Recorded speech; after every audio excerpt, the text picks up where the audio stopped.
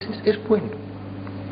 Que eliminar a un enfermo crónico que ha nacido malo con el síndrome de Down, lo mejor es matarlo. Como me decía un taxista hace unos días, charlando con él, que tenía 2 sobrinos que habían nacido con el síndrome de Down. Me decía, padre, ¿no es la mejor solución matarlos? Le dije, ¿qué edad tienen? 15, 16 años. Porque son un peso. Yo le decía, ¿y por qué no los matas vos? Entonces quedaba serio y seguía manejando. Porque, claro, es muy fácil decirlo, ¿no? Pero en el fondo, ¿quién no sabe que es ser humano?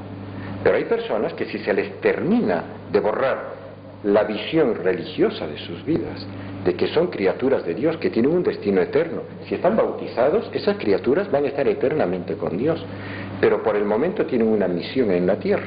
Un chiquito con síndrome de Down, bautizado en gracia de Dios, es un sagrario viviente, igual que en las iglesias está la Eucaristía, que hace presente a Cristo vivo. Un chiquito bautizado es un sagrario viviente que hace a la Santísima Trinidad presente en este mundo. Esas criaturitas son como pararrayos que nos protegen de todas las maldades que otros hombres adultos y muy sabios y muy cultos hacen. Son una bendición. Y sin embargo hay personas que dicen, vamos a matarlos, vamos a sacarlos de este mundo, cuando son una bendición. Y lo contrario también es verdad. Existe una cultura de la vida, dice el Papa. ¿Cuál es la cultura de la vida? Aquella en que los médicos, por ejemplo, los investigadores, los científicos, los que tratan de resolver problemas de infecundidad, de infertilidad humana, piensan que tienen que obrar con mucho cuidado porque están tratando con vida humana desde el primer momento de la concepción. Con lo cual no se les va a ocurrir hacer cosas como, por ejemplo, descarte de embriones, congelamiento de embriones, mueren unos porcentajes, 20%, 30%, antes era el 50%, hemos bajado un 30%, después vamos a bajar un 10%, van muriendo cada vez menos, vamos matando menos seres humanos, habría que decir. Pero un médico que reconoce que en un ser humano hay algo especial que no es cosa, que dentro de un momento me referiré a eso, trabaja como científico de un modo distinto, como médico actúa de un modo distinto. Si es un político, un diputado, un senador, un presidente de república, que tiene en su inteligencia clara esta luz de lo que es un ser humano, no se le ocurre promover leyes, aprobar leyes en las cuales alegremente se dispone de vidas humanas, a veces disimulándolas. ¿Han visto la hipocresía de los poderosos? Durante unos años se hablaba descaradamente de aborto. Todavía la Organización Mundial de la Salud tiene en algunos documentos, que yo tengo en mi poder, por supuesto, esto, ¿no? Aborto seguro. Y uno dice, ¿aborto seguro para quién? ¿Será para la madre? Porque para el bebito seguro no es nada, lo matan. O sea, aborto seguro. Fíjense, este es un documento que se llama Progress in Human Reproduction Research, que es un trabajo que se publica conjuntamente por el Banco Mundial y la Organización Mundial de la Salud.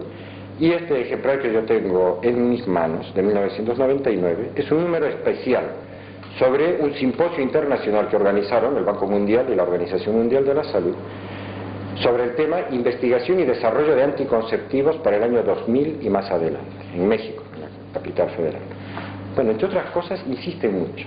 Dicen, los reunidos también destacaron la necesidad de lograr que las mujeres tengan acceso al aborto sin riesgo.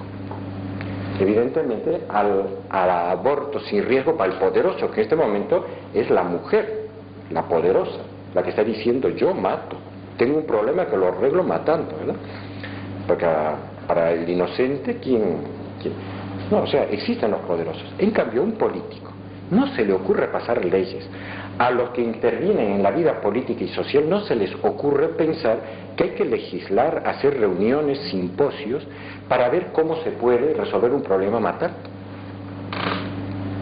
A los periodistas, a los artistas, a los que escriben letras de música, de canciones, si tienen a Dios presente y esta visión de que el hombre viviente es una gloria, manifestación de Dios, y que además tenemos un destino eterno, ni se le ocurre manipularlo como si fuera cosa, de modo que hablan con respeto de las personas. Hay una ecología humana. Por cierto, hay un autor argentino, que es que por ahí en alguno de estos libros de acá está, el padre Fernando Míguez ha escrito un libro muy rico, muy profundo, sobre el tema de la concepción de cultura en las enseñanzas de Juan Pablo II. Realmente vale la pena ese libro. Así como otro que ha escrito el presbítero Juan Claudio Sanauja, hace poco hizo la presentación de su libro, titulado El gran desafío, ¿no? La cultura de la vida contra la cultura de la muerte. ¿Qué son estos grandes temas de la encíclica, ¿no? Que gracias a Dios se hace una buena reflexión. Dije que además había traído un artículo de diario. Está firmado, conocidísimo por todos, por Mariano Grondona, en un artículo de La Nación, publicado el 9 de abril de 1995, que hace una síntesis muy idónea, muy apta, muy bien hecha de la encíclica, y en uno de los subtítulos que pone La cultura de la muerte dice así: lo que más alarma al Papa no es tanto la práctica del aborto, la eutanasia y la manipulación de embriones, cuanto el hecho de que ellos sean aprobados por la comunidad científica y por vastos sectores de la sociedad. Como ven, ha captado, es la cultura. Cuando un crimen se comete y el criminal lo reconoce como tal, al menos no agrega al pecado la herejía. Pero la aprobación en conciencia del aborto, la eutanasia y la manipulación de embriones, al ser admitida por la civilización actual, muestra en ella algo aún más grave que las acciones condenables. Muestra una confusión en la conciencia. ¿Qué bien resumido está? Realmente lo ha resumido fantásticamente. Dice, lo que el Papa ataca y suma es la escala de valores, la cultura del mundo actual. Hasta acá, fantástico. Pero miren la tristeza que luego me ha dado este artículo, cuando al terminar relativiza la postura del Papa. Y dice que está exagerando, sugiere que está exagerando, porque hace una pregunta. Dice, al enfrentar por su parte el Papa a la cultura de la muerte propia de la ciudad moderna, que culmina en el aborto o la eutanasia, y a la cultura de la vida, que deriva de Dios y de Cristo, y cuya divulgación es la misión esencial de la Iglesia, no absolutiza Juan Pablo II el bien y el mal como principios opuestos e irreconciliables en la historia. De un lado está el bien de Dios, del otro el mal que el hombre aceptó de Adán y Caín, bajo la instigación del demonio, cuya envidia, dice el Papa, está en el origen de todos los pecados y atrocidades. Y luego añade el autor, esto se acerca al maniqueísmo, un principio del bien y un principio del mal, etc. Reabre Juan Pablo II el abismo de San Agustín que pretendió cerrar Santo Tomás. Ahí termina el artículo, insidioso, sugiriendo que no es limpia ni clara la postura del Papa, que está tratando de dividir a los seres humanos y hacerlos pelear con este tema, cuando lo que hay que ser es más abiertos al diálogo. No lo termina de decir con claridad. Para mí me ha dejado un sabor amargo en la boca leer este artículo, después de que tiene una lucidez tan grande para captar el contenido.